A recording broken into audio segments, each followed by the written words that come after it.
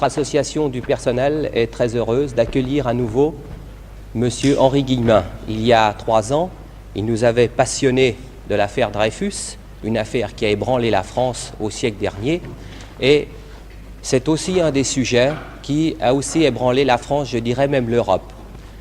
Je crois que c'est une insulte de le présenter, vous le connaissez tous puisqu'il est déjà venu ici, et pour ceux qui suivent ses conférences sur le petit écran, et je vais tout de suite lui donner la parole. Alors, Voilà. je me mets là devant, alors Non, il faut... vous pouvez vous balader. Et puis C'est ça un alors, émetteur, c'est un qu'est-ce que émetteur. j'en fais de ça? C'est un Je le laisse émetteur. comme ça? Oui, vous le laissez comme Bon. Eh bien, l'image traditionnelle de Robespierre, vous la connaissez, enfin, telle que je l'avais apprise moi-même dans les livres de Louis Madelin, qui faisait autorité quand j'étais étudiant. L'image d'un incorruptible, c'est entendu, mais en même temps une espèce de pion âcre, enfin, un fanatique glacé, une espèce de cuistre guillotineur, si vous voulez. Alors, immédiatement, on opposait le visage de Danton en vous disant, oui, bien Danton est beaucoup moins incorruptible, mais Danton, c'est tout de même l'homme de l'audace, encore de l'audace, c'est un homme duquel sortait une chaleur humaine, tandis que ce petit monsieur propret, mais aux mains sanglantes, quelle horreur. Mains sanglantes, ça me fait penser à l'image que j'ai vue en entrant, où le nom de Robespierre est accompagné de sang qui coule. Alors, est-ce exactement comme ça qu'il faut le voir? J'en suis pas sûr, et je peux vous dire que depuis un certain nombre d'années, cette ancienne image s'est déjà pas mal modifiée. C'est Mathiez, le premier, qui était le grand rival d'Aulard, vous savez, à la Sorbonne, Mathiez. Après lui, monsieur Soboul, qui a le même prénom, Albert Soboul, Jean Massin, qui a fait un très bon Robespierre, et puis tout récemment, enfin il y a 2 ans je crois, M. Max Gallo, qui a aussi rapporté un Robespierre dont la physionomie est modifiée par rapport à l'image traditionnelle. Eh bien je vais tenter de vous présenter Robespierre tel que je le vois. Alors pour ça, il faudrait regarder ce que c'est que le mouvement de 89 pour voir l'insertion de Robespierre. Eh bien la chose importante à vous dire, citation de Michelet. Michelet est un grand écrivain, mais mon estime pour l'historien n'a cessé de décroître. Michelet vous affirme ceci: ce qu'il importe de savoir, c'est à quel point les idées d'intérêt furent étrangères au mouvement de 89. Et il ajoute même, oui, la Révolution fut désintéressée, c'est là son côté sublime. Je n'en crois plus rien. Voyons, qu'est-ce qui s'était passé réellement au XVIIIe siècle? La formation d'une nouvelle classe, que nous appellerons, si vous voulez, la richesse mobilière. Il y a eu cette grande expansion économique au XVIIIe siècle que vous connaissez, donc il s'était constitué une classe de financiers, d'industriels, de banquiers. Ces gens représentaient réellement une très grande part de la fortune française. Or, ils voyaient que, comme on dirait aujourd'hui, les leviers de commande étaient uniquement entre les mains de l'aristocratie. Alors, ces gens avaient envie de s'affirmer. Et ils avaient même un théoricien qui s'appelait Barnave, qui était un avocat du Dauphiné, un client des Perrier. Les Perrier, c'était de grands industriels de la région. Et Barnave a prononcé en 90 une phrase extrêmement importante, que je crois savoir par cœur: une nouvelle distribution de la richesse appelle, c'est-à-dire exige, une nouvelle distribution du pouvoir. Autrement dit, nous qui sommes très importants dans la France, nous tenons à avoir notre part dans la gestion des affaires publiques.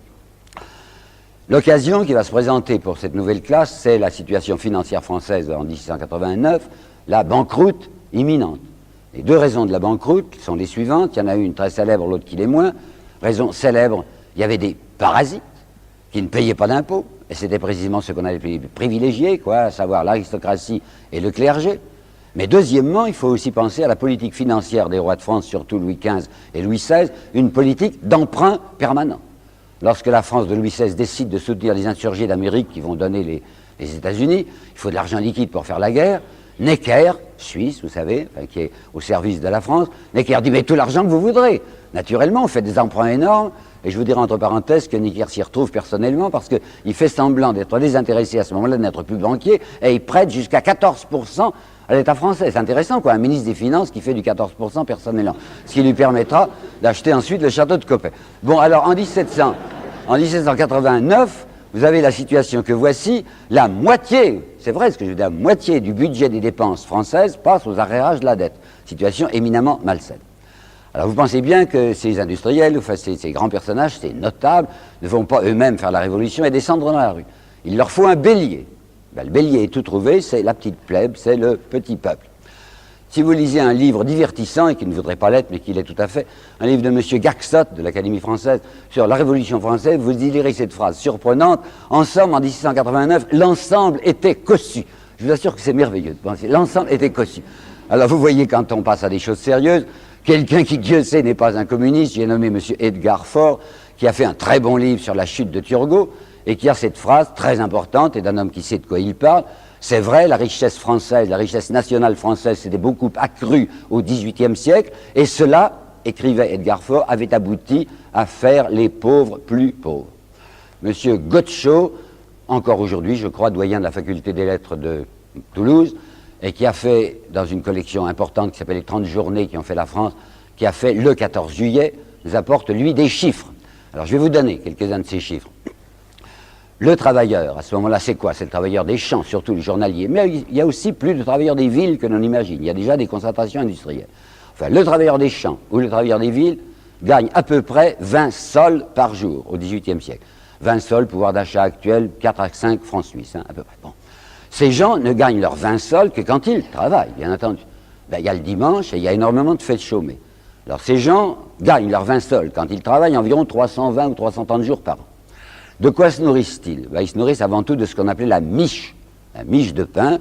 On ne parlait pas de kilos à ce moment-là, ça ferait une miche d'1 kilo. Cette miche de pain coûtait 40 centimes, 40 sols, mais en fait disons 40 centimes, en 1750. Elle ne cessera pas, le prix ne cessera pas de monter.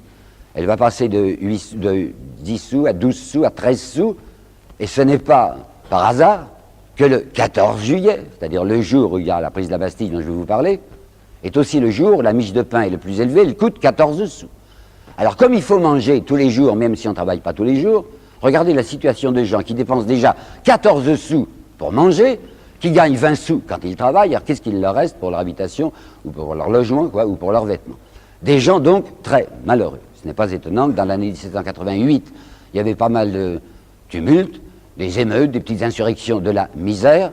Et en avril 1789, les États généraux ne sont pas réunis, ils vont se réunir le 5 mai. En avril 89, à Paris, une très violente insurrection qu'on appelle l'émeute Révillon, quartier Saint-Antoine, quartier ouvrier, où il y aura, on fera donner la troupe, où il y aura environ 150 morts. C'est vous dire qu'il y avait là un bélier tout à fait disponible, c'est-à-dire de pauvres gens qui crevaient. Là, les notables qui sont réunis à Versailles d'abord, et puis à Paris après, vous savez, c'est l'Assemblée dite constituante maintenant, les États généraux qui se sont transformés en Assemblée constituante, estiment que tout va bien. Le roi a en effet reculé, on va arriver à faire une constitution, et par conséquent, ces notables, c'est-à-dire la richesse mobilière, a l'impression qu'ils ont gagné. Quand brusquement, le 12 juillet 1789, le roi fait marche arrière, renvoie Necker, qui était au pouvoir et étant financier lui-même, favorisait les financiers, le roi renvoie Necker et met à la place un gouvernement que nous appellerons d'extrême droite, avec Breteuil. Situation dramatique, cette fois la bourgeoisie parisienne, la grosse bourgeoisie, la bourgeoisie d'affaires parisienne, décide de se lancer, pas elle-même bien entendu, mais de lancer le peuple contre la Bastille, qui était le symbole même de l'autocratie. On va armer le peuple, c'est très redoutable, hein, et c'est dans la journée du 13 juillet 1789 qu'on va ouvrir les Invalides, où il y avait 30 000 fusils, des canons, de la poudre, et on va distribuer des armes aux pauvres gens. On notera par exemple que 2 Suisses, très importants, le banquier Pergaud et un autre banquier genevois qui s'appelle Delessert, Pergaud c'est un Neuchâtelois, sont là parmi les gens les plus incandescents, qui ont ramassé des fusils et qui les distribuent aux gens qui passent devant chez eux. Vous avez Boscari, qui est un agent de change et un futur membre de l'Assemblée législative, agent de change, qui lui aussi ne va pas se battre, c'est pas convenable, mais distribue des fusils. Alors ça y est, le 14 juillet, le roi a reculé, on a rappelé Necker, on a gagné. Attention, on a gagné avec un grand risque, on a armé la plèbe. Qu'est-ce qu'elle va faire de ces fusils? Alors il faut lui reprendre ces fusils. Et on a trouvé un truc admirable, en effet, qui va réussir tout de suite. On avait distribué gratuitement ces fusils à la petite plèbe. On va les lui racheter pour 40 sous. Alors la plupart des fusils reviennent, vous comprenez, les gens qui avaient touché un fusil pour rien, et on leur dit si vous rendez le fusil, vous avez 40 sous, ils rendent leur fusil aux 3 quarts. Mais comme on a peur que ça leur ait donné de mauvaises idées, on va constituer tout de suite, dès le 15 juillet, ce que l'on appelle d'abord une milice bourgeoise, puis le mot paraît tout de même trop nu, on appellera ça une garde nationale, et la garde nationale sera une armée supplétive pour faire tenir tranquille les pauvres. Et cette garde nationale se crée à Paris et se crée aussi en province. Maintenant, comme l'affaire est gagnée, on va faire une constitution. On a annoncé que tous les Français devenaient des citoyens, mais l'abbé Sieyès fait admettre une constitution qui divise les Français en 2 classes. Il y a ceux qui payent des impôts et ceux qui n'en payent pas. On appellera tout le monde citoyen pour rire, mais il y aura les citoyens actifs et les citoyens passifs. Ça, c'est un chef-d'œuvre d'humour noir d'appeler citoyen passif, puisque le passif, c'est celui qui n'a pas le droit de vote. Alors, en somme, il n'y a que les possédants ou demi-possédants, parce qu'il y a un petit peu d'argent, qui auront le droit de vote. C'est ça, la Constitution. En plus, loi Le Chapelier de mai 1693, à savoir interdiction est faite sous peine de prison aux ouvriers, aux salariés, comme on disait déjà, de se coaliser pour, je cite, pour enchérir leur travail. Défense de se coaliser pour enchérir leur travail, c'est-à-dire interdiction est faite aux salariés, aux prolétaires, quoi, de défendre leurs intérêts. Et comme le 17 juillet 1791, les citoyens passifs se sont mêlés de ce qui ne les regardait pas, lorsque ce jour-là, après la fuite du roi à Varennes, ils ont demandé la déchéance du roi, il y avait 100 000 personnes à peu près qui étaient réunies au Champ de Mars pour signer sur un registre où les cordeliers, qui étaient des gens d'extrême gauche, avaient déposé une pétition pour que le roi soit déchu. Lafayette, chef de la garde nationale, de la garde bourgeoise, et Bailly, maire de Paris, feront tirer, et sans sommation, sur ce peuple qui est là. Vous savez, c'est une date, ce 17 juillet 91, qu'il faudrait inscrire en rouge dans les livres, au moins aussi gros que le 14 juillet. Le 17 juillet 91, sans sommation, on fera tirer sur le peuple parce qu'il se mêle de ce qui ne le regarde pas en demandant la déchéance du roi. On ne saura jamais exactement le chiffre des tués, vraisemblablement près d'1 millier. Ça, c'est une leçon donnée aux petites gens qui veulent s'occuper de la gestion des affaires nationales qui n'appartient qu'aux possédants. En somme, les constituants sont des voltairiens. Comprenez-moi bien, je ne parle pas du tout de Voltaire au sens religieux. On en parle tout le temps, mais on oublie que Voltaire avait une certaine doctrine politique. Et Voltaire avait affirmé la doctrine que voici un pays bien organisé est celui où le petit nombre fait travailler le grand nombre, est nourri par lui et le gouverne. Ça, c'est une morale entretenue. Et bien, c'est la morale de la Constitution. Il y avait un monsieur qui n'était pas d'accord, un petit avocaillon d'Arras qui s'appelait Maximilien de Robespierre. Il était tout seul à la Constituante à faire des protestations. D'où sort-il? C'est un garçon qui n'a pas eu de chance. Il a perdu sa mère tout petit. Quand il avait 9 ans, son père a disparu. On dit qu'il est allé mourir à Munich, on n'en sait rien. On croit qu'il était parti avec une femme. Toujours est-il que ce petit Robespierre de 9 ans est chef de famille, puisqu'il y a derrière lui 2 sœurs et un petit garçon qu'on appelle en famille Bonbon et qui s'appelle en réalité Augustin. La chance de notre Maximilien de Robespierre, c'est un oncle paternel qui va obtenir pour lui une bourse de l'évêque d'Arras. C'est avec de l'argent ecclésiastique qu'il va faire ses études. Études au collège Louis-le-Grand, bonnes études, bon travailleur. Il va faire du droit. Et à 23 ans, il va prendre la succession, après un intervalle, la succession de son père qui avait été avocat à Arras. On a quelques dessins de ce très jeune Robespierre. Il a une figure poupine. À 23 ans, il a l'air d'un gamin. Il a des yeux un peu candides. Il a le nez retroussé comme Talleyrand. Et il n'est pas particulièrement ni méchant ni gentil, enfin il est quelconque. C'est un garçon qui n'est pas insociable, qui va dans les bals, qui tourne le madrigal comme tout le monde, mais on se moque un peu de lui parce qu'il a une passion, il parle tout le temps de Jean-Jacques Rousseau. Pas le Rousseau des Confessions dit de la Nouvelle Héloïse, le Jean-Jacques du contrat social. Il est fou de Jean-Jacques, il vit de Jean-Jacques, il l'a vu et il le dit à tout le monde. Il était né en 58, Rousseau est mort en 78. En 78, Robespierre était encore étudiant à Paris. Rousseau était pas loin, à Ermenonville, chez le marquis du Jardin, vous savez. Et le petit Robespierre lui avait demandé une audience. Eh bien, Jean-Jacques Rousseau est accepté de voir ce garçon. Je ne pense pas qu'il avait tenu des propos sublimes, mais enfin, il avait parlé. Alors Robespierre disait, j'ai vu Jean-Jacques Rousseau. Bon, les gens souriaient un peu.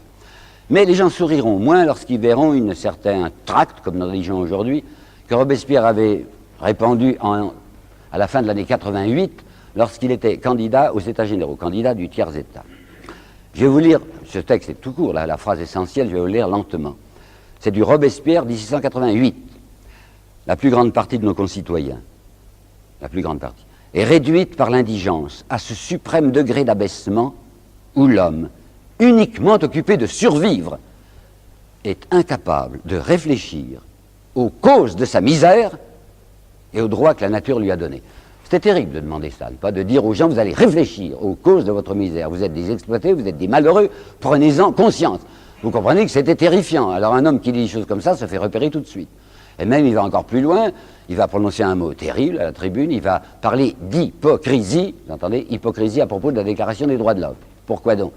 La Déclaration des droits de l'homme votée à l'unanimité avait pour article principal, vous le savez, c'est assez souvent cité, tous les hommes naissent et demeurent libres et égaux en droit, hein, c'est la grande phrase de la Déclaration des droits de l'homme. Tous les hommes naissent et demeurent libres et égaux en droit. Alors Robespierre dit, ben nous avons tous voté ça, mais quelle application en faites-vous? L'égalité? Ah ben je ne la vois pas, l'égalité. Ces hommes qui sont tous égaux, Alors pourquoi avez-vous distingué les Français en deux groupes, les citoyens actifs et les citoyens passifs d'après leur argent? Ils sont tous libres. Ben, il y a aussi des citoyens noirs, puisque la France avait à ce moment-là encore quelques colonies, surtout dans les Antilles. Il avait demandé l'abolition de l'esclavage. Le lobby colonial était extrêmement puissant à la Constituante, avec Lafayette, entre autres, s'y était absolument opposé. La Constituante a maintenu l'esclavage. Et Robespierre disait, hypocrisie de dire que tous les hommes, puisque les hommes noirs, vous voulez laisser en esclavage. Et puis il y a d'autres esclaves qui ne sont pas noirs, qui sont blancs. Ce sont ces ouvriers auxquels vous interdisez de se coaliser pour défendre leur salaire. Je dis donc le mot hypocrisie parce que ni l'égalité ni la liberté ne sont respectés par vous. Il avait compris aussi ce que c'était que la fédération. Si vous lisez notre ami Michelet, vous voyez, et qui a été beaucoup répété depuis, la fédération, c'est la grande fête nationale française. Ça se passe le 14 juillet 90. Les gardes nationales sont venus se rassembler à Paris. La France prend conscience de son unité. Il semble, paraît-il, que le patriotisme est né ce jour-là. Il ne s'agit pas de patriotisme. Il s'agit de quoi? Du premier congrès armé de la bourgeoisie. Ce sont les gardes nationales qui font tenir tranquilles les paysans ou font tenir tranquilles les ouvriers qui se sont rassemblés à Paris pour dire « nous sommes les maîtres parce que nous avons les armes ». Et Robespierre va dire ceci: vous voulez diviser la nation en deux classes, dont l'une ne sera armée que pour contenir l'autre. C'est aux classes fortunées que vous voulez transférer la puissance. Voici les mots de Robespierre. Alors vous pensez qu'il était détesté. Un type comme Mirabeau, par exemple, qui passait pour un ami du peuple et qui était vendu. Le mot que j'emploie n'est pas un mot de polémique. Il était vendu, Mirabeau, puisque nous connaissons sa vente, son achat. Ça s'est passé en octobre 1789. Il avait toutes sortes de dettes, comme vous savez, et le roi lui avait remis ce jour-là, en octobre 89, 200 000 francs cash, ce qui ferait 1 million de francs suisses aujourd'hui, cash, hein, et 6 000 francs par mois, c'est-à-dire 24 000 francs à peu près, c'est pas mal, enfin 24 000 francs par mois, pour continuer à pousser ses coups de gueule et faire croire qu'il était à gauche, mais toujours voter pour la conservation des intérêts. Bon, alors Mirabeau détestait Robespierre, l'avait repéré comme extrêmement dangereux, et comme Mirabeau était très intelligent et qu'il avait sens du pittoresque, il avait trouvé une phrase comique, mais pas mauvaise, sur Robespierre, qu'il répétait beaucoup. Quand M. de Robespierre monte à la tribune, il me fait penser à un chat qui a bu du vinaigre, disait-il. Quelqu'un qui n'était pas bête non plus, Dieu sait, la fille Necker, vous savez, la banquière, enfin Madame de Staël. Madame de Staël, en 1816, dira « Je n'ai vu qu'une fois dans ma vie Robespierre. Ses traits étaient ignobles. » Oh non, pas du tout. Ses veines étaient d'une couleur verdâtre, dit-elle. Et alors la suite, il professait sur l'inégalité des rangs et des fortunes les idées les plus absurdes. Ah ben j'ai compris, fortune, verdâtre, etc. Bon. Alors je vais vous citer maintenant un texte du Journal de Paris. Il y avait 4 grands journaux à Paris à ce moment-là. Le Journal de Paris du 28 octobre 1889. C'est tout petit. C'est un compte-rendu de la séance de la veille. La séance donc du 27 octobre à l'Assemblée nationale. Cette phrase est inouïe. Elle est donc du Journal de Paris. Hier, monsieur de Robespierre est encore monté à la tribune, point. On s'est rapidement aperçu qu'il voulait encore parler en faveur des pauvres, point, et on lui a coupé la parole. Voilà comment ça s'est passé. Alors le malheureux Robespierre, quand il voit que cette révolution a pratiquement avorté, il s'aperçoit que ce que l'on a appelé la Révolution française, c'est une rixe de possédants, c'est une bagarre de nantis entre richesse mobilière et richesse immobilière, mais sur le dos de ce que Victor Hugo appellera la cariatide, c'est-à-dire les pauvres, les prolétaires, les travailleurs. Lui, dit Robespierre, cette révolution est ratée, espérons qu'elle va reprendre sous une autre forme, et il propose une mesure suicidaire à ses collègues les députés. Il leur dit, nous devrions décider qu'on ne va pas se présenter à la législative. Vous savez, la Constitution prévoyait qu'il y avait une chambre, qui s'appelait l'Assemblée législative, on allait les lire à la fin de l'année 91, Robespierre, espérant que le changement d'un personnel politique amènerait peut-être au pouvoir des gens plus soucieux d'équité, dit, ben, nous tous qui sommes là, hein, on ne se représentera pas aux élections, on laissera des jeunes gens venir. Comme il fait cette proposition et qui dit « moi je ne me présenterai pas », les autres n'osent pas dire non, alors il est entendu qu'aucun membre de l'Assemblée constituante ne pourra faire partie de la législative. Oui, mais enfin, avec ces élections qui sont censitaires, puisque seuls les possédants votent, qu'est-ce que ça va donner? Eh bien ça va donner une chambre de notables, une chambre de grands possédants.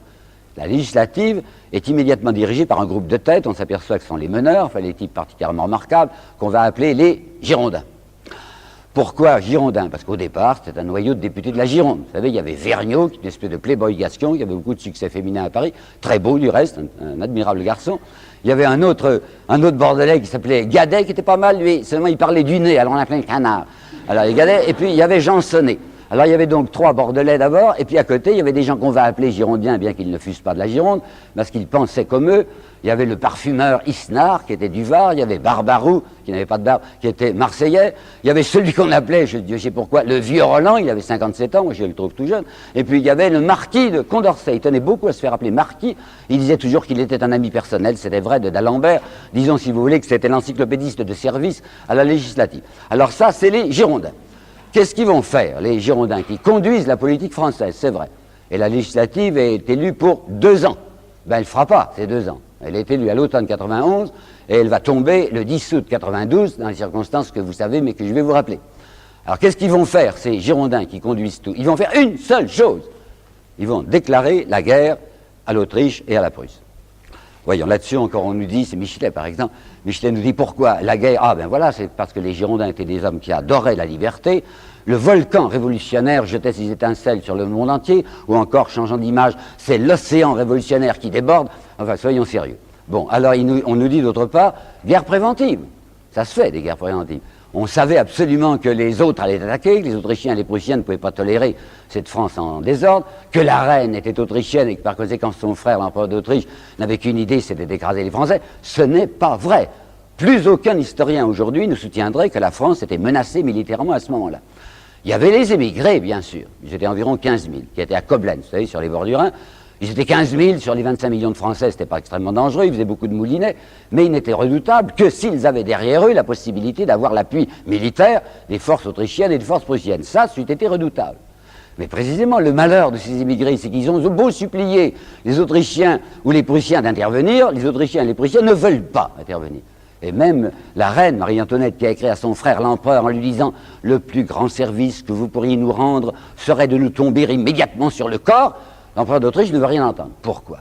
Parce que l'Autriche et la Prusse ont leurs yeux fixés sur l'Est et non pas sur l'Ouest. Sur l'Est, c'est-à-dire la Pologne. Vous vous rappelez le fameux destin de la Pologne au XVIIIe siècle, gâteau que tout le monde mangeait? Non, ils étaient 3 à le manger. Il y avait eu déjà 2 mangements, si je puis dire, et l'Autriche et la Prusse regardaient avec inquiétude du côté de Catherine II, dont les dents étaient très longues, en se disant si on n'intervient pas, elle va tout manger. Alors il faut qu'on garde nos soldats pour une intervention militaire en Pologne. Après, on verra du côté de la France. Donc, rien à faire, ils ne veulent pas s'engager. Tout ce que les émigrés ont obtenu de la Prusse et de l'Autriche, c'est la déclaration de Pillnitz, vous trouvez ça dans tous les livres, déclaration purement platonique, en disant, oui, le moment venu, si notre unité se constitue, si l'Angleterre, qui avait bien envie de rester neutre, accepte aussi, alors on pourrait envisager plus tard, pour ça, une intervention militaire sur la France. Il n'y a pas de danger militaire. Alors, pourquoi est-ce que les Girondins vont faire la guerre? Ben, c'est très intéressant et beaucoup d'histoires ne le disent pas encore. Ils vont faire la guerre pour avoir de l'argent. Pourquoi? La banqueroute dont je vous ai parlé tout à l'heure, comment est-ce qu'on l'avait conjurée? Vous vous rappelez, à l'automne 1789, la France décide de mettre la main sur les biens du clergé. Et je n'y vois aucun inconvénient, étant donné que l'Église avait 3,5 milliards de biens, ce qui était un peu excessif. Alors comme la situation française était pénible, ben, on prenait l'argent du clergé. Alors on ne pouvait pas jeter immédiatement sur le marché ces 3,5 milliards de biens, et on avait fait pour la première fois, vous le savez bien, des papiers-monnaies, qu'on appelait assignats. Et les assignats étaient gagés par cette fortune ecclésiastique, devenue fortune nationale. Ça s'était passé à l'automne 89, et nous en sommes maintenant à l'automne 91. Et bien la planche d'assignats a déjà tellement bien tourné qu'il y a 1 milliard 900 millions d'assignats en circulation. Et l'assignat commence à perdre sa valeur. C'est-à-dire qu'en 91, si vous arrivez dans une banque avec un assignat de 100 francs et que vous demandez 100 francs or, on vous donne 80 francs. L'assignat a déjà perdu du 20%. Si on continue, il n'y a pas de raison pour que ça s'arrête, si on continue à faire tourner la planche d'assignats comme ça, dans 6 mois, il n'y a plus de gage. Par conséquent, c'est la monnaie qui tombe. Il faut faire de l'argent. Ben, on ne peut plus en trouver du côté du Quirin à tout prix.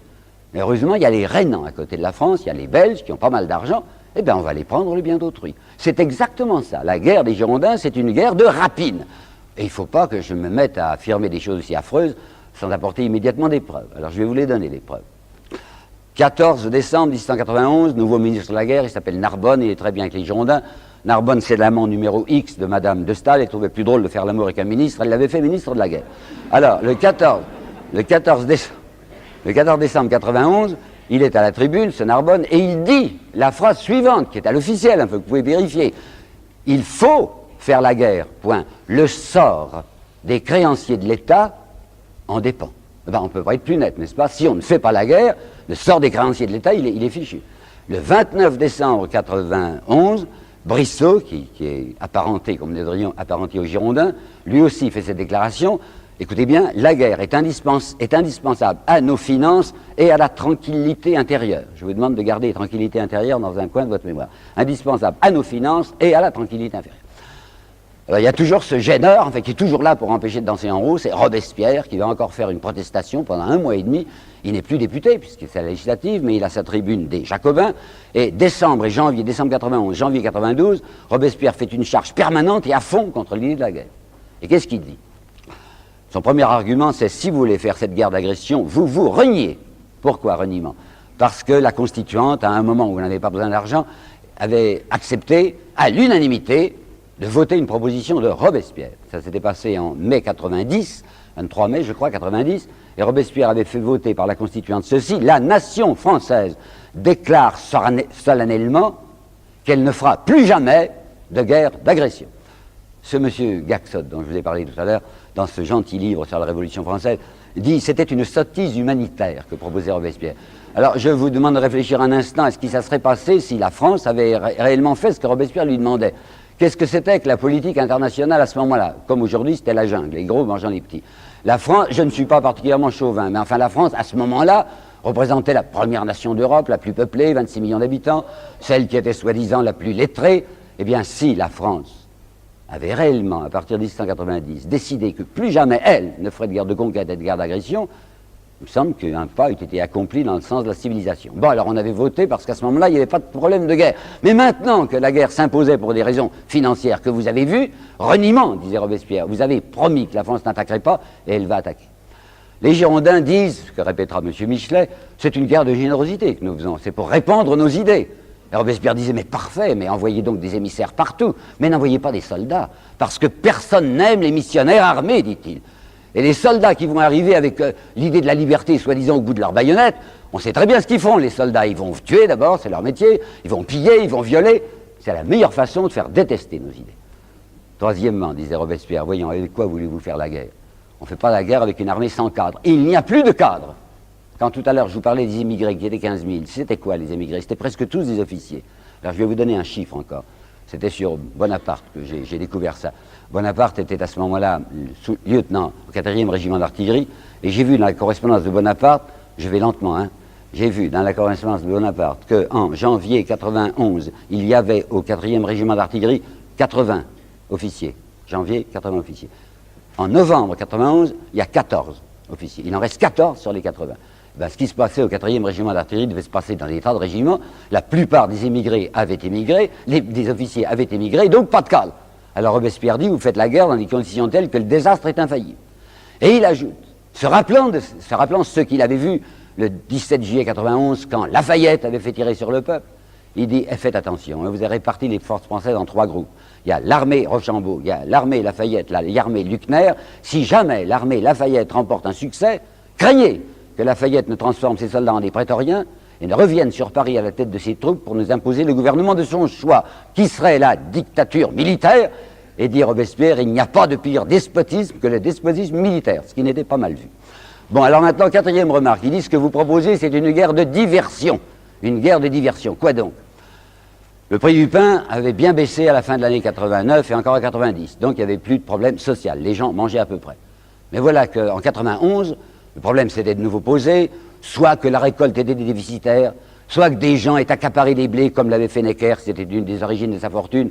Necker accaparait le blé, disait il y a 10 aides, quand le prix était monté, il le remettait sur le marché à un prix supérieur. Toujours est-il que les gens ne mangeaient plus en 91. Alors de nouveau, agitation sociale. Boscari, dont je vous ai parlé tout à l'heure, l'agent de change, en février 92, arrive les yeux hors de la tête à la tribune. Il est maintenant député de la législative, puisqu'il n'était pas député de la Constituante. Il était en même temps commerçant, l'agent de change. Bon, il avait un magasin d'épicier. Et il dit, c'est passé une chose épouvantable, ce matin, des ménagères sont entrées dans mon épicerie et ont volé des piles de savon. C'était vrai, c'était une chose extrêmement indigne. Il avait annoncé une augmentation massive du prix du savon. Les femmes ont pris ça très mal, c'était venu voler le savon, ce qui était déjà très coupable. Mais alors, ce qui se passe le 3 mars 92, tout à côté de Paris, c'est infiniment plus grave. C'est à Étampes que ça se passe. Les ouvriers agricoles d'Étampes, qui ne mangent pas à leur faim, sont venus trouver le maire. Le maire s'appelle Simoneau, c'était un petit industriel, c'était un tanneur. Et c'est la première fois qu'on entend parler d'un mot qui va être si célèbre pendant la Révolution. Ces gens demandent le maximum. Vous savez, aujourd'hui on dit maximum, mais ils disaient maximum, alors je prononcerai comme eux. Ça veut dire quoi le maximum? Ces gens demandent une intervention des pouvoirs publics, soit municipaux, soit départementaux, soit nationaux, pour fixer le prix de vente des denrées de première nécessité, et avant tout le prix de vente du pain. Ça, c'est inqualifiable. Les Girondins disent que c'est intolérable. Ce sont des amis de la liberté, comme vous savez. Ben, la première liberté pour eux, c'est la liberté économique. On ne doit pas intervenir sur les marges bénéficiaires. C'est à ce moment-là même que M. Roland, le vieux Roland dont je vous parlais, prononce cette phrase: tout ce que l'Assemblée, la législative, tout ce que l'Assemblée peut faire en matière économique, c'est de déclarer qu'elle n'interviendra jamais. Qu'elle n'interviendra jamais. Alors, comme le maire leur dit: non, non, n'y comptez pas, ça, jamais je ne taxerai le pain, les types qui crèvent le tuent. C'est le premier mort, un des premiers morts de la Révolution, enfin le mort pour la propriété, si vous voulez. Les Girondins sont complètement affolés en se disant: il faut faire la guerre. Vous vous rappelez Bristow, la guerre est indispensable à la tranquillité intérieure, puisqu'il y a une agitation sociale. Il faut vite, vite, vite déguiser les soldats en conscrits, les jeunes gens en conscrits, les envoyer à la caserne, les envoyer sur le front, parce que nous pouvons espérer quelques résultats militaires, et surtout, ça fera une ponction sur la classe ouvrière, et tous ces petits prolétaires ne nous embêteront plus, puisqu'ils seront des soldats. Robespierre l'avait vu et le dit. Cinquièmement, dit Robespierre, vous, Girondins, qui attaquez tout le temps le parti autrichien qui est aux Tuileries, c'est vrai, il y avait un parti autrichien qui était le parti de la reine, vous ne voyez donc pas qu'en demandant la guerre, vous faites le jeu de la cour. Michelet, en 1869, dans une postface à son histoire, répondant à une attaque de Louis Blanc, Michelet dira: Monsieur Louis Blanc a repris les calomnies de Robespierre contre les Girondins qui, soi-disant, faisaient le jeu de la cour. Et Michelet n'hésite pas à écrire: la guerre, la cour en avait peur, virgule, une peur effroyable. Alors je vais vous montrer la peur effroyable que la cour avait de la guerre. Vous vous rappelez déjà ce qu'a dit Marie-Antoinette en demandant à son frère d'intervenir militairement le plus vite possible, mais voici une phrase de Louis XVI. Elle est du 14 décembre, c'est-à-dire le même jour où il y avait le discours de Narbonne que je vous citais tout à l'heure. Le 14 décembre 91, le roi de France, Louis XVI, écrivant à son ami le baron de Breteuil, qui a été ministre pendant 2 jours, vous vous rappelez, 12, 13 et 14 juillet, et qui est maintenant réfugié à Bruxelles. Le 14 décembre 91, le roi Louis XVI, écrivant à Breteuil, lui dit: l'état physique et moral de l'armée française, l'état physique et moral de l'armée française est tel qu'elle ne peut même pas faire 6 mois de campagne. Conclusion, il faut faire la guerre le plus vite possible, parce qu'il y aura un désastre et qu'on pourra rétablir la situation telle qu'elle devait être en 1688. Alors le roi va faire que les responsables de l'affaire prennent leurs responsabilités, il va appeler un ministère girondin, et c'est un ministère girondin qui, le 20 avril 92, va déclarer la guerre à l'Autriche.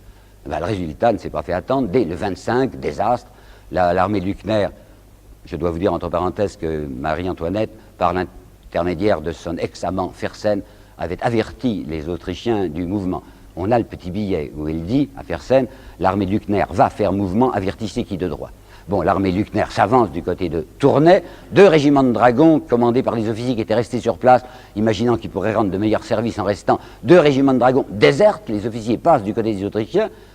Les Français, sans doute pour faire aimer la Révolution, brûlent les faubourgs de Tournai avant de se retirer. C'est, si vous voulez, le front, comme on disait, comme on dit qu'on ira depuis, qui est ouvert. Les Autrichiens peuvent foncer sur Paris, puisqu'il n'y a plus d'armée française, elle s'est volatilisée du côté de Luckner. Ils n'avancent pas. La reine et le roi se rongent les poings en disant: mais la route est libre, ils ne viennent pas. Ils ne viennent pas parce que l'affaire de la Pologne n'est pas encore réglée.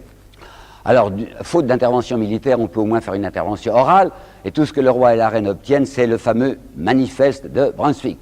Tous les livres d'histoire vous en parlent. Manifeste de Brunswick, déclaration signée, rédigée, mais surtout signée par le chef du corps expéditionnaire prussien qui s'appelait le duc de Brunswick. Avait collaboré à la rédaction de ce document un Genevois qui s'appelait Mallet-Dupan, je me demande ce qu'il faisait là-dedans, enfin il avait du style, alors il écrivait. Et qu'est-ce que c'était cette déclaration? C'était une mise en garde adressée aux Parisiens. Si jamais, avant notre arrivée, disaient les Austro-Prussiens, vous faites le moindre outrage au roi et à sa famille, Paris sera livré à une totale subversion. C'est extrêmement dangereux d'écrire ça, puisque les envahisseurs annonçaient qu'ils avaient partie liée avec la cour. Ils comptaient sur des Français terrorisés, se mettant à plat ventre devant eux. Le résultat a été une indignation furieuse des Parisiens en disant: enfin, ça ne passera pas comme ça. Et le 10 août 92, la plaide se jette sur les Tuileries, le roi est déchu, Robespierre, qui est membre de la commune insurrectionnelle, fait voter immédiatement le suffrage universel. Alors oui, ça c'est la Révolution. Vous savez, quand on dit la Révolution française, il ne faut pas confondre. Hein. De 89 à 92, c'est une fausse révolution, c'est un réformette dont je vous ai parlé, la bagarre des nantis. Mais à partir de 1792, c'est la Révolution. Et Madame de Staël s'y trompera si peu que dans ses considérations sur la Révolution française de 1816, elle écrira « Dès lors, la Révolution changea d'objet. Les gens de la classe ouvrière s'imaginèrent que le joug de la disparité des fortunes allait cesser de peser sur eux. » Et en d'autres termes, plus imagés, Chateaubriand dira dans une phrase trop peu citée que je trouve admirable des Mémoires d'Outre-Tombe, à partir du 10 août 92, les sabots frappaient à la porte des gens à souliers. Bon, suffrage universel. Qu'est-ce que peut bien être le suffrage universel dans cette France qui est presque totalement analphabète? Il y a 85% des Français qui ne savent ni lire ni écrire. Parce que quand on annonce suffrage universel et tout le monde peut voter, très très peu de gens votent. Il y avait environ 5 millions ou 5 à 6 millions d'électeurs qui pouvaient être inscrits, enfin qui étaient des Français qui avaient âge de voter. Il y aura 1 300 000, pas plus, qui voteront. La plupart ne votent pas, ils ne comprennent pas de quoi il s'agit, ces pauvres paysans. Et ceux qui vont voter, ce sont ceux qui sont encore dociles à leurs notables, les nouveaux notables. Les aristocrates sont partis, c'est des bourgeois qui ont acheté les châteaux. Alors les bourgeois disent, voilà comment il faut voter. Résultat, sur les 750 membres de la nouvelle Assemblée, cette nouvelle Assemblée qu'on aurait dû appeler la Constituante numéro 2, puisque une Constituante c'est fait pour faire une Constitution et qu'il y a une Constitution républicaine à faire maintenant. Mais on n'avait pas encore l'idée de répéter constituante, ça c'est réservé pour des conciles, de mettre un numéro 1, Vatican I, Vatican II. Alors on avait trouvé, à cause de l'américanisme en vogue, on avait trouvé un mot anglais, convention, mais les Français ne savaient pas, alors ils disaient tous convention, hein, alors c'est entendu, on va faire une convention. Alors pour les élections à la convention, pour les 750 membres, alors que toute la France rurale et artisanale vote, sur 750 membres, il y a 2 représentants de la classe ouvrière. Il y a un quart d'heure de laine de Reims qui s'appelle Armonville et un ouvrier armurier de Saint-Étienne qui s'appelle Noël Pointe. C'est tout. Tout le reste, c'est des bourgeois, c'est des notables. Avec les Girondins qui sont là plus virulents que jamais et avec les anciens de la Constituante qui cette fois ont le droit de se présenter. Alors on voit reparaître le Brécy d'Anglas, le Sieyès, en fait tout le vieux personnel est là. Robespierre, qui se rend compte que c'est extrêmement dangereux, qu'il n'obtiendra pas grand-chose, annonce que, puisqu'on fait une constitution républicaine, il faut mettre un certain article dans cette constitution républicaine sur la propriété. Robespierre et la propriété. J'ai lu dans un certain nombre de livres que Robespierre était un pré-communiste. Moi, je croyais que le communisme était un collectivisme, c'est-à-dire que c'est la nation qui s'empare des éléments de production. Jamais Robespierre n'a songé à ça. Robespierre est rousseauiste. Si vous avez eu le contrat social qui, de ce côté-là, est assez enfantin, l'idée sociale de Rousseau, c'est que répartition assez équitable de propriété, chacun et son petit lopin de terre. Ben, c'est ça la pensée de Robespierre. Seulement, si Robespierre n'est en rien collectiviste, il dit que la propriété doit connaître des limites. Alors, dans un certain discours, il déclare ceci. Il y a dans votre déclaration des droits de l'homme un adjectif inédit, et il a raison. La déclaration des droits de l'homme à propos de la propriété avait dit « la propriété est inviolable, soit, et sacrée ». Ah, c'était la première fois qu'on employait un mot religieux pour la propriété. Mais je vous l'ai dit déjà, les constituants étaient des gens positifs, des voltairiens, savaient distinguer ce qui est réel et ce qui est irréel. Alors les choses sacrées, les choses religieuses, ça n'a pas de consistance. La propriété, ça, c'est une chose respectable, donc on va mettre sacré. Alors Robespierre dit, vous avez déclaré que la propriété était sacrée. Demandez donc à un négrier, puisque vous n'avez pas voulu abolir l'esclavage, demandez à un négrier sa propriété. Il va vous montrer, dit Robespierre, vous désignez du doigt un bateau. Non, je me trompe, dit Robespierre, un vaisseau flottant, un cercueil flottant. Un cercueil flottant plein de femmes et d'enfants, d'hommes et d'enfants à la peau noire, et il vous dira en toute conscience et appuyé par vous-même, ceci est ma propriété. Ma propriété est sacrée. Robespierre dit, mais vous savez bien que ce n'est pas possible. Enfin, on ne peut pas être propriétaire d'êtres humains. Donc vous voyez qu'il y a une limite à la propriété. Et de même que la limite de la liberté, c'est la liberté d'autrui, de même la limite de la propriété, c'est la vie ou la dignité d'autrui. Je demande donc que la Constitution républicaine marque telle limite au droit de propriété. Hurlement, vocifération. Immédiatement, Barrère propose peine de mort pour, les Girondins aimaient beaucoup jongler avec ce mot, peine de mort pour quiconque proposera une loi attentatrice à la propriété individuelle ou commerciale. Ça, il ne vivait pas, ou commerciale. Et puis, comme on arrive à l'anniversaire de la mort de Simoneau, vous savez, le pauvre tanneur qui s'était fait liquider l'année précédente, les Girondins organisent une grande fête qu'on va appeler la fête des lois. Fête des lois ou fête des morts, enfin en l'honneur du martyr de la propriété.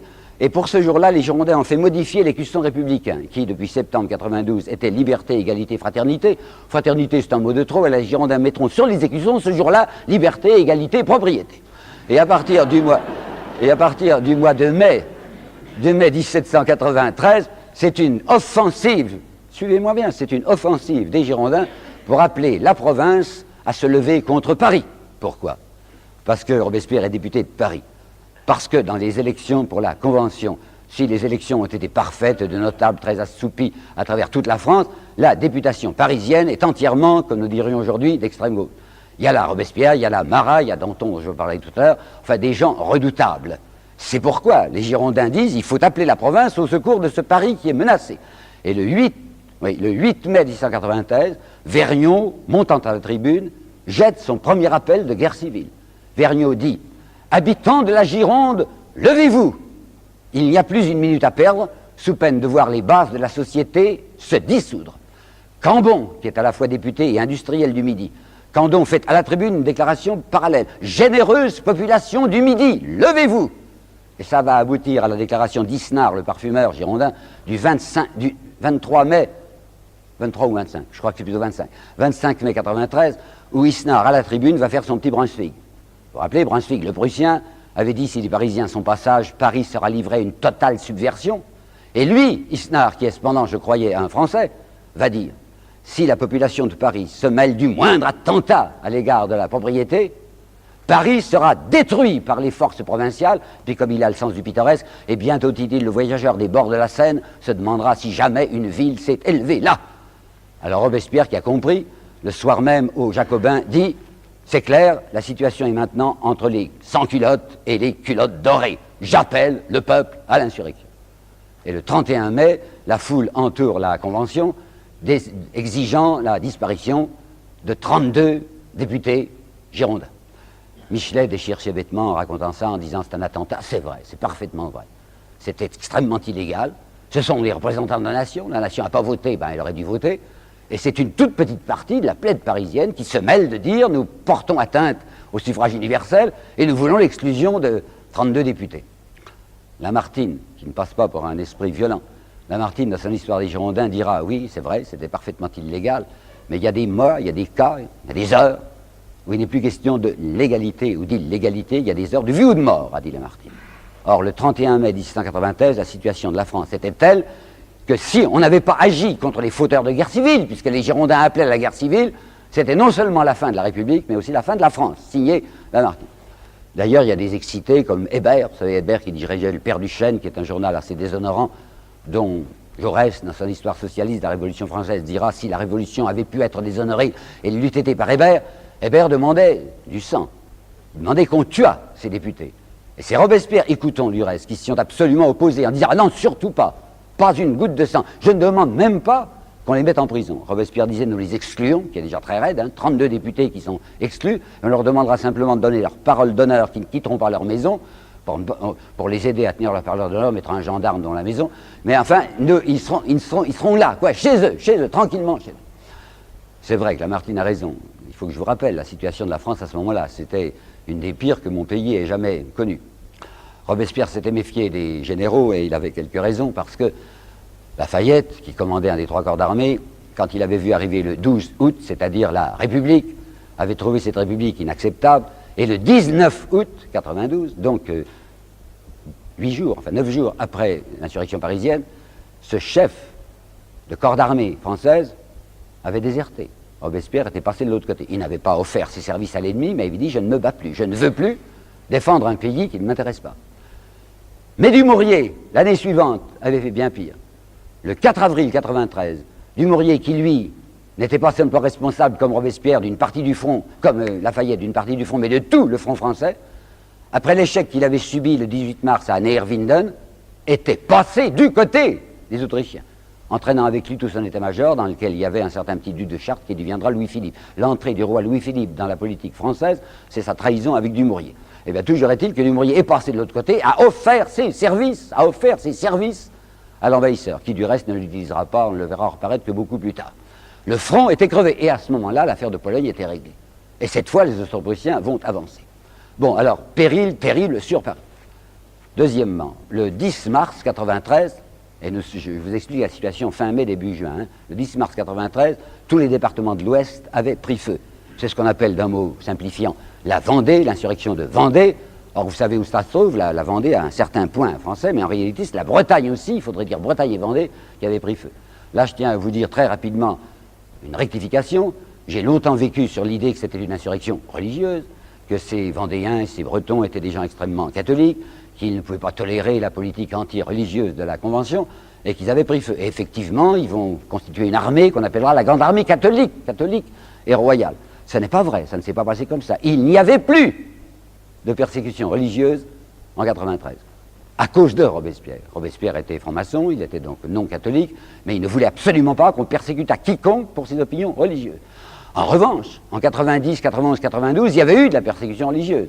Quand on avait décidé la constitution civile du clergé, et autant je vous ai dit tout à l'heure que je trouvais normal que la nation prenne les 3,5 milliards de biens du clergé, autant je trouve parfaitement anormal que des laïcs sans mandat décident une réforme de l'Église. Ça ne les regarde pas. Il fallait au moins consulter le pape, ou au moins les fidèles. Pas du tout, les constituants avaient dit ça se passera comme ça et comme ça.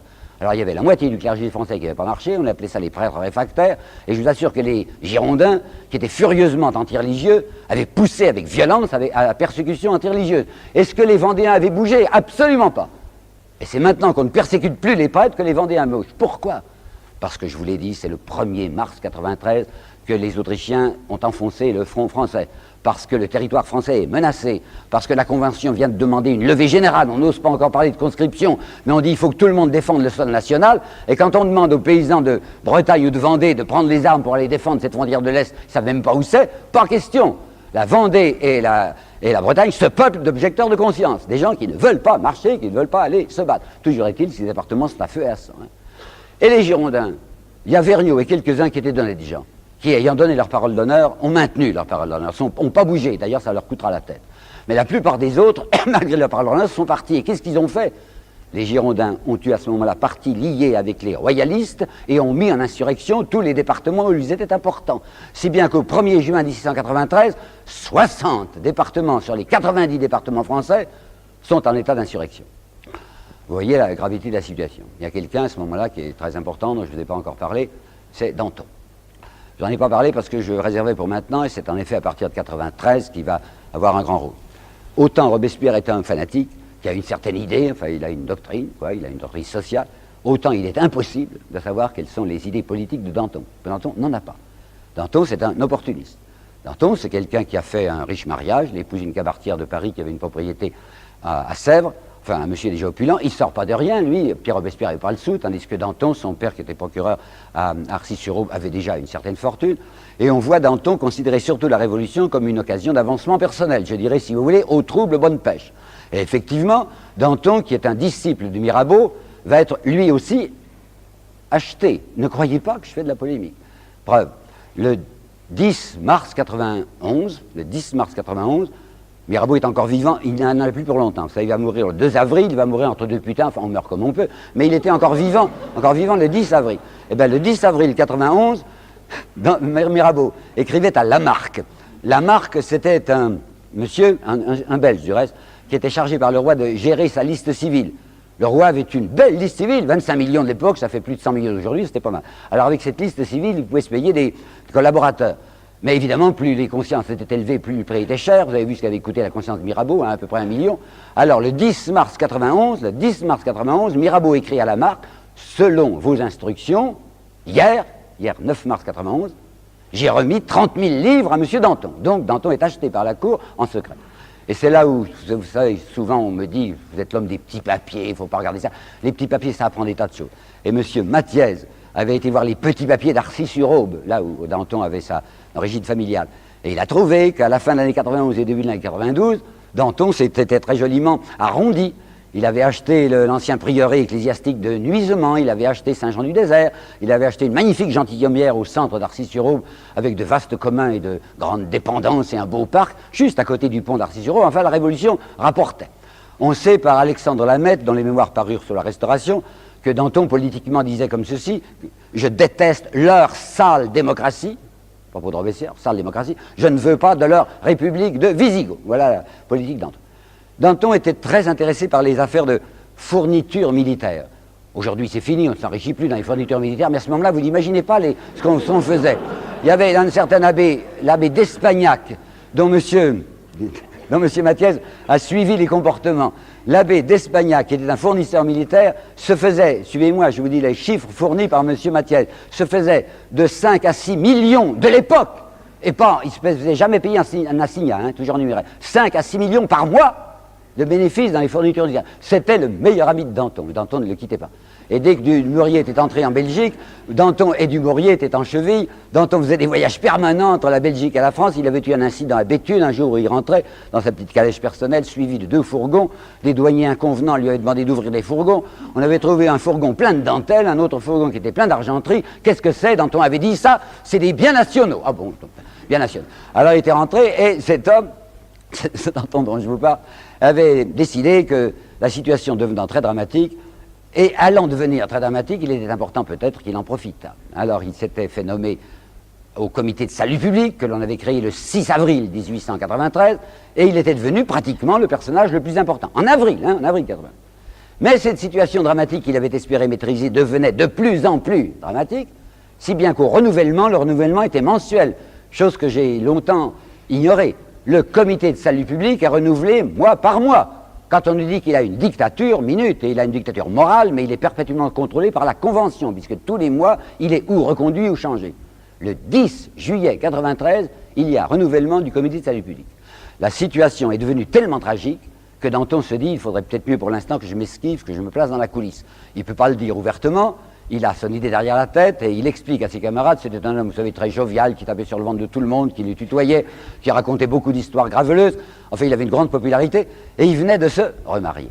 Il avait perdu sa première femme, la Cabaretière, en février 93. Il avait d'elle 2 enfants qu'il adorait, il aimait beaucoup ses gosses, il aimait beaucoup sa femme, il a trompé tout le temps, mais il l'aimait bien. Enfin, elle était morte en février 93, et Danton n'est pas quelqu'un qui peut supporter un long veuvage, si bien que veuf en février, il se remarie en juin, il la prend plus jeune, elle a 15 ans et demi, et il explique à ses camarades, il explique à ses amis de la Convention, jouissant de la popularité que vous lui connaissez, il dit, écoutez, tout de même, enfin, je viens de me marier, elle a 15 ans et demi, j'ai tas de choses à lui apprendre, vous allez me donner un petit congé. Alors tout le monde dit, mais oui, Danton, bien sûr, ça y est, il part, le 10 juillet 93, il n'est plus au pouvoir. Et Danton a dit, le seul qui soit digne de me remplacer, c'est Robespierre. C'est un beau cadeau à faire à Robespierre que de lui confier le pouvoir dans une situation pareille. Robespierre se dérobe. Il refuse d'entrer au comité de salut public. Il y a peut-être une raison de peur, oui, parce que la situation était trop dramatique, mais il y a une autre raison que je n'ai appris que dans le livre de Massin, qui est extrêmement éclairant, c'est la santé de Robespierre. Je crois, il me semble bien, que Robespierre devait être un tuberculeux. Le 12 juin, aux Jacobins, il avait dit « Je crois que je vais démissionner ». Il y a 5 ans que cet homme était sur la brèche, il était tout le temps fiévreux. « Je n'ai plus la force de continuer mon travail », avait-il dit.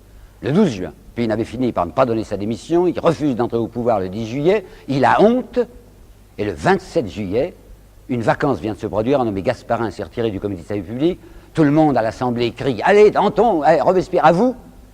Il y entre.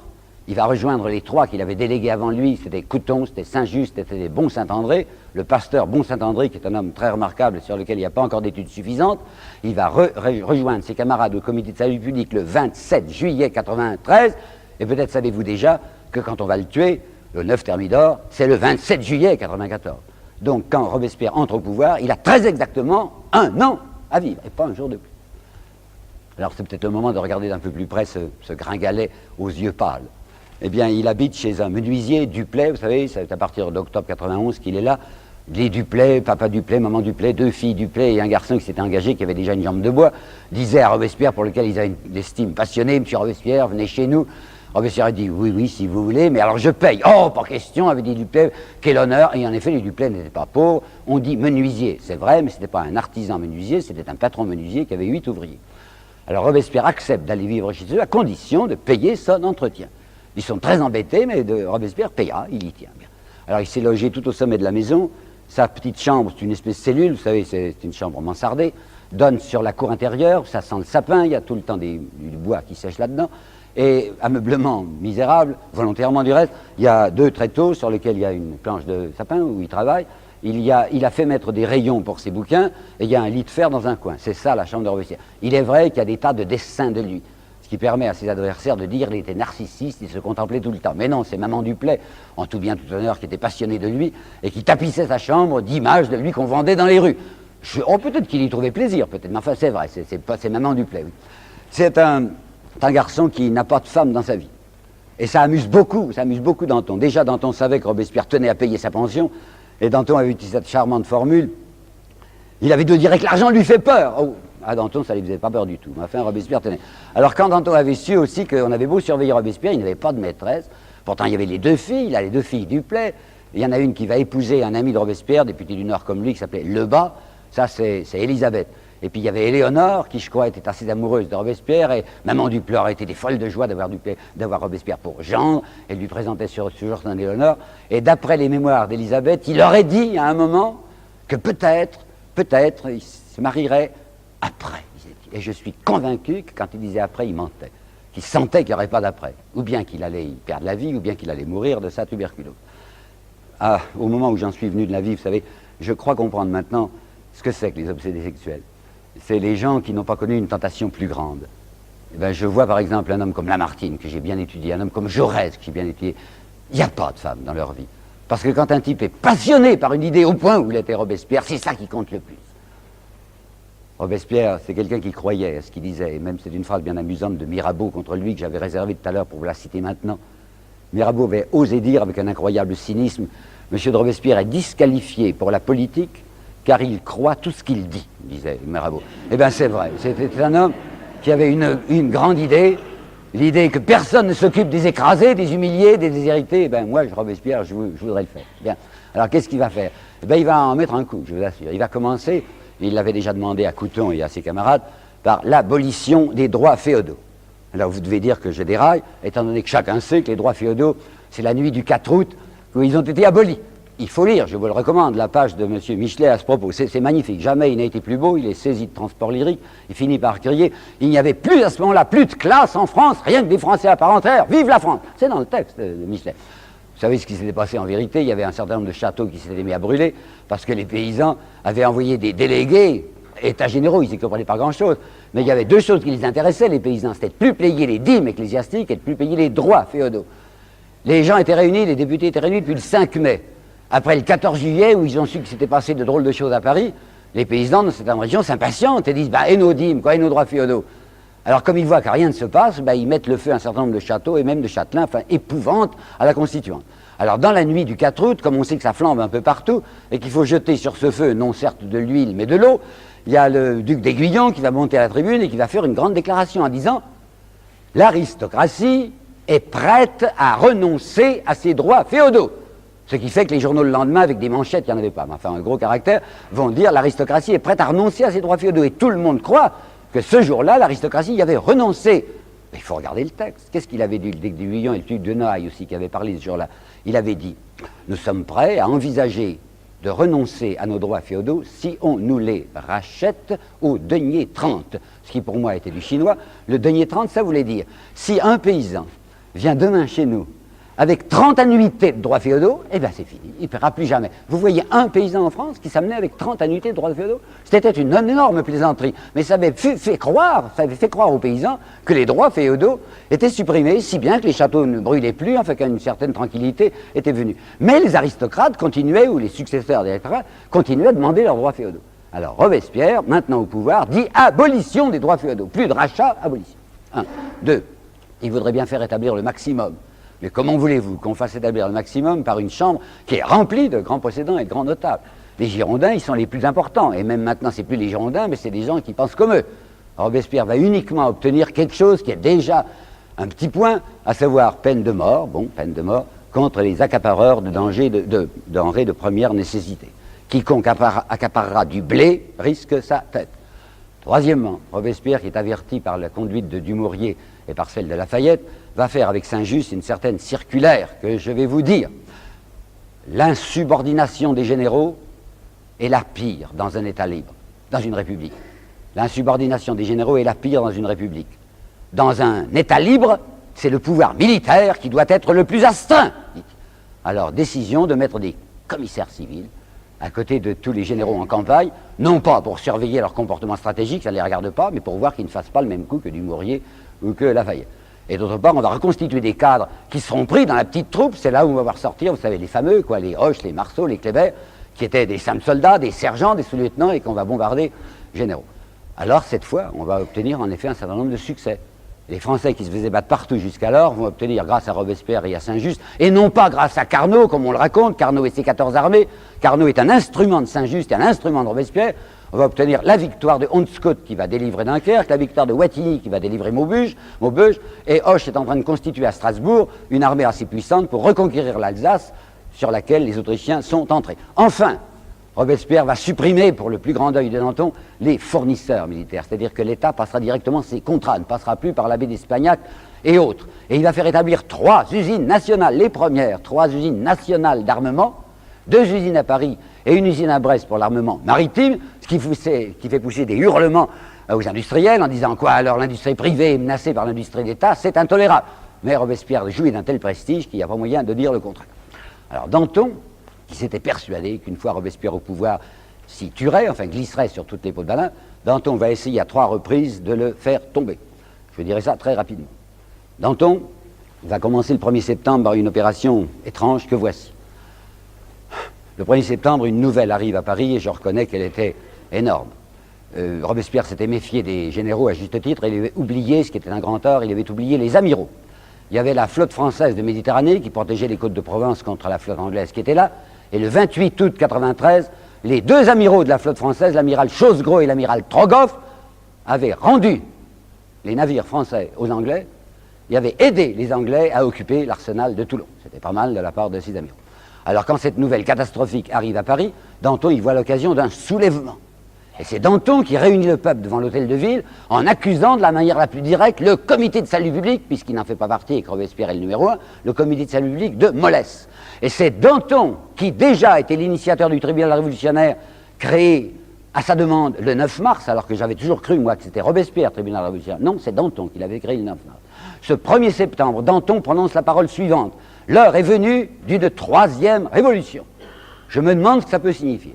La première, 89, n'était pas une révolution. La seconde, 10 août 92, était la révolution, la seule révolution possible. C'est-à-dire qu'on donnait le suffrage universel aux gens et on se disait d'année en année, tout de même, il y aura moins d'analphabètes. Et avec le suffrage universel, les gens ouvrant les yeux sur leurs conditions et comprenant les causes de leur misère, arriveront peut-être à faire une république d'équité. Mais parler d'une 3e révolution n'était de parler de rien d'autre chose que d'une anarchie. Il était soutenu, Danton, par un individu dont j'ai déjà prononcé le nom devant vous, Hébert, qui était un enragé, un furieux, qui gagnait du reste 30 000 livres par mois, 30 000 francs par mois avec son horrible journal, Le Père Duchesne. Mais Hébert va être contré par son adjoint qui s'appelle Chaumette. Hébert, c'était le numéro 1 de la commune, Chaumette était le numéro 2, qui était un homme extrêmement estimable, qui vivait volontairement dans la pauvreté, et qui va défendre Robespierre et qui va dire aux gens, ne faites pas ça, ne vous jetez pas, comme le demande Danton, sur la Convention pour recommencer en 31 août. Le même Danton, ce 1er septembre, dit, le tribunal révolutionnaire ne travaille pas assez. Il n'y a pas assez de têtes qui tombent. Je demande une tête par jour, dit Danton. Il faut mettre la terreur à l'ordre du jour. Ce n'est pas une phrase de Danton, c'est une phrase qu'il va répéter. C'est le curé constitutionnel de Chalon-sur-Saône, dont le nom m'échappe maintenant, curé constitutionnel de Chalon-sur-Saône, qui a dit il faut mettre la terreur à l'ordre du jour. Et Danton s'en est emparé. Grâce à Chaumette, il n'y aura pas d'insurrection, on ne va pas se jeter contre la Convention, mais les conventionnels auront tellement peur que Robespierre va obtenir d'eux le 9 septembre ce qui n'avait pas encore pu leur arracher, le vote du maximum. Le 9 septembre 1993, grâce à la peur qu'ils ont eue, ils consentent à intervenir dans une affaire commerciale et à dire le pain ne se vendra pas au-delà de temps. Et comme une disposition légale n'est appliquée que si on surveille l'application, Robespierre fait créer une petite armée, 4000 hommes, qu'on appellera armée révolutionnaire, mais qui aura du canon avec elle, et ces 4000 hommes passeront leur temps à rôder dans Paris et autour de Paris pour voir si le maximum est appliqué. Deuxième tentative de Danton, curieuse celle-là, vraiment très peu connue, et c'est M. Soboul qui nous l'a révélé. Vous savez, Albert Soboul, dont je vous ai parlé tout à l'heure, qui est marxiste et qui est athée, je ne suis ni l'un ni l'autre, et M. Soboul nous a apporté une vraie révélation dans son énorme bouquin de 1400 pages qui s'appelle « Les sans-culottes parisiens de l'an 2 » à propos de la déchristianisation. En octobre et novembre 1993, il y a tout à coup, ce que je croyais moi être, une lame de fond dans le prolétariat parisien contre le christianisme. Pas contre le cléricalisme, c'est fini, il n'y a plus de cléricalisme. Mais maintenant, c'est vrai, on va voir des choses comme ceci, Notre-Dame de Paris fermée, transformée en temple de la raison, une persécution religieuse extrêmement violente. J'avais donc cru que ça sortait des profondeurs du peuple, une espèce de haine viscérale contre un christianisme menteur. Ce monsieur Soboul, marxiste et athée, qui a fait une énorme recherche parmi les procès-verbaux des assemblées populaires de Paris, des Cordeliers, des Jacobins, tous les petits groupes locaux des arrondissements, déclarent. J'ai tout étudié, c'est un travail de bénédictin, vous savez. Dans aucun procès-verbal de réunion populaire, jamais, je n'ai vu qu'il fût question de déchristianisation. La déchristianisation est venue d'en haut, est venue d'un groupe de bourgeois, d'antonistes. Le premier qui a lancé l'idée, c'est Fabre d'Églantine. Fabre d'Églantine, qui est un escroc qu'on va bientôt arrêter, c'est lui qui a inventé, vous le savez, le calendrier révolutionnaire. C'est très beau.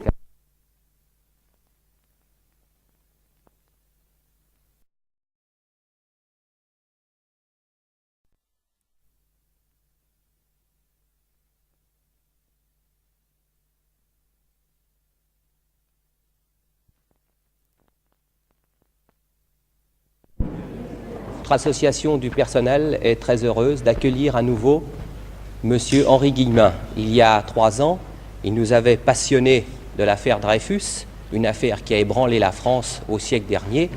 Et c'est aussi un des sujets qui a aussi ébranlé la France, je dirais même l'Europe. Je crois que c'est une insulte de le présenter, vous le connaissez tous puisqu'il est déjà venu ici. Et pour ceux qui suivent ses conférences sur le petit écran, et je vais tout de suite lui donner la parole. Alors, Voilà. je me mets là devant, alors il Non, faut... vous pouvez vous balader, Et puis c'est ça un alors, émetteur, c'est un qu'est-ce que émetteur. j'en fais de ça? C'est un Je le laisse émetteur. comme ça? Oui, oui, vous le laissez comme Bon. Eh bien, l'image traditionnelle de Robespierre, vous la connaissez, enfin, telle que je l'avais apprise moi-même dans les livres de Louis Madelin, qui faisait autorité quand j'étais étudiant.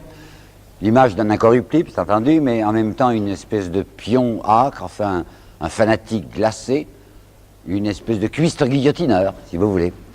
Alors immédiatement, on opposait le visage de Danton en vous disant, oui, bien Danton est beaucoup moins incorruptible, mais Danton, c'est tout de même l'homme de l'audace, encore de l'audace, c'est un homme dans une collection importante qui s'appelle les 30 journées qui ont fait la France, qui a fait le 14 juillet, nous apporte, lui, des chiffres. Alors je vais vous donner quelques-uns de ces chiffres. Le travailleur, à ce moment-là, c'est quoi? C'est le travailleur des champs, surtout les journaliers. Mais il y a aussi plus de travailleurs des villes que l'on imagine. Il y a déjà des concentrations industrielles. Enfin, le travailleur des champs ou le travailleur des villes gagne à peu près 20 sols par jour au XVIIIe siècle. 20 sols, pouvoir d'achat actuel, 4 à 5 francs suisses, hein, à peu près. Bon. Ces gens ne gagnent leurs 20 sols que quand ils travaillent, bien entendu. Ben, il y a le dimanche et il y a énormément de fêtes chômées. Alors ces gens gagnent leurs 20 sols quand ils travaillent environ 320 ou 330 jours par an. De quoi se nourrissent-ils? Ben, ils se nourrissent avant tout de ce qu'on appelait la miche de pain. On ne parlait pas de kilos à ce moment-là, ça ferait une miche d'1 kilo. Cette miche de pain coûtait 40 centimes, 40 sols, mais en fait disons 40 centimes, en 1750. Elle ne cessera pas, le prix ne cessera pas de monter. Elle va passer de 10 sous à 12 sous à 13 sous, et ce n'est pas par hasard que le 14 juillet, c'est-à-dire le jour où il y a la prise de la Bastille dont je vais vous parler, est aussi le jour où la miche de pain est le plus élevée, elle coûte 14 sous. Alors comme il faut manger tous les jours, même si on ne travaille pas tous les jours, regardez la situation de gens qui dépensent déjà 14 sous pour manger, qui gagnent 20 sous quand ils travaillent, alors qu'est-ce qu'il leur reste pour leur habitation, ou pour leur logement, quoi, ou pour leurs vêtements? D'elle sortait une chaleur humaine, tandis que ce petit monsieur propre mais aux mains sanglantes, quelle horreur! Mains sanglantes, ça me fait penser à l'image que j'ai vue en entrant, où le nom de Robespierre est accompagné de sang qui coule. Alors, est-ce exactement comme ça qu'il faut le voir? J'en suis pas sûr, et je peux vous dire que depuis un certain nombre d'années, cette ancienne image s'est déjà pas mal modifiée. C'est Mathiez, le premier, qui était le grand rival d'Aulard, vous savez, à la Sorbonne, Mathiez. Après lui, M. Soboul, qui a le même prénom, Albert Soboul. Jean Massin, qui a fait un très bon Robespierre. Et puis tout récemment, enfin il y a 2 ans je crois, M. Max Gallo, qui a aussi rapporté un Robespierre dont la physionomie est modifiée par rapport à l'image traditionnelle. Et bien je vais tenter de vous présenter Robespierre tel que je le vois. Alors pour ça, il faudrait regarder ce que c'est que le mouvement de 89 pour voir l'insertion de Robespierre. Bien, la chose importante à vous dire, citation de Michelet. Michelet est un grand écrivain, mais mon estime pour l'historien n'a cessé de décroître. Michelet vous affirme ceci: ce qu'il importe de savoir, c'est à quel point les idées d'intérêt furent étrangères au mouvement de 89. Et il ajoute même, oui, la Révolution fut désintéressée, c'est là son côté sublime. Je n'en crois plus rien. Voyons, qu'est-ce qui s'était passé réellement au XVIIIe siècle? La formation d'une nouvelle classe, que nous appellerons, si vous voulez, la richesse mobilière. Il y a eu cette grande expansion économique au XVIIIe siècle que vous connaissez, donc il s'était constitué une classe de financiers, d'industriels, de banquiers. ces gens représentaient réellement une très grande part de la fortune française. Or, ils voyaient que, comme on dirait aujourd'hui, les leviers de commande étaient uniquement entre les mains de l'aristocratie. Alors, ces gens avaient envie de s'affirmer. Et ils avaient même un théoricien qui s'appelait Barnave, qui était un avocat du Dauphiné, un client des Perrier. Les Perrier, c'était de grands industriels de la région. Et Barnave a prononcé en 90 une phrase extrêmement importante, que je crois savoir par cœur: une nouvelle distribution de la richesse appelle, c'est-à-dire exige, une nouvelle distribution du pouvoir.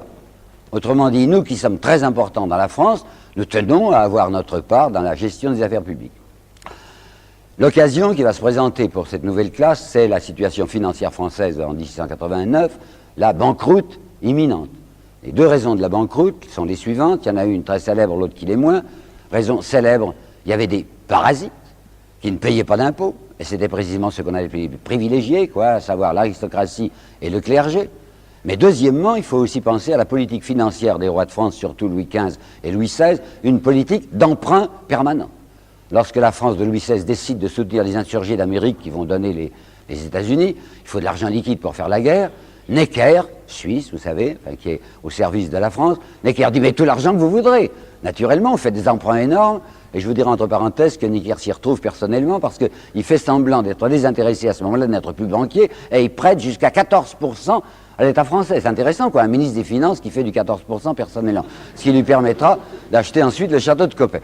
Bon, alors en 1789, vous avez la situation que voici: la moitié, c'est vrai ce que je veux dire, la moitié du budget des dépenses françaises passe aux arrérages de la dette. Situation éminemment malsaine. Alors vous pensez bien que ces industriels, enfin ces grands personnages, ces notables, ne vont pas eux-mêmes faire la révolution et descendre dans la rue. Il leur faut un bélier. Ben, le bélier est tout trouvé, c'est la petite plèbe, c'est le petit peuple. Si vous lisez un livre divertissant, et qui ne voudrait pas l'être, mais qui l'est tout à fait, un livre de M. Gaxot, de l'Académie française, sur la Révolution française, vous y lirez cette phrase surprenante: en somme, en 1689, l'ensemble était cossu. Je vous assure que c'est merveilleux de penser. L'ensemble était cossu. Alors vous voyez, quand on passe à des choses sérieuses, quelqu'un qui, Dieu sait, n'est pas un communiste, j'ai nommé M. Edgar Faure, qui a fait un très bon livre sur la chute de Turgot, et qui a cette phrase très importante, et d'un homme qui sait de quoi il parle: c'est vrai, la richesse française, la richesse nationale française s'était beaucoup accrue au XVIIIe siècle, et cela, écrivait Edgar Faure, avait abouti à faire les pauvres plus pauvres. Monsieur Godechaux, encore aujourd'hui, je crois, doyen de la faculté des lettres de Toulouse, et qui a fait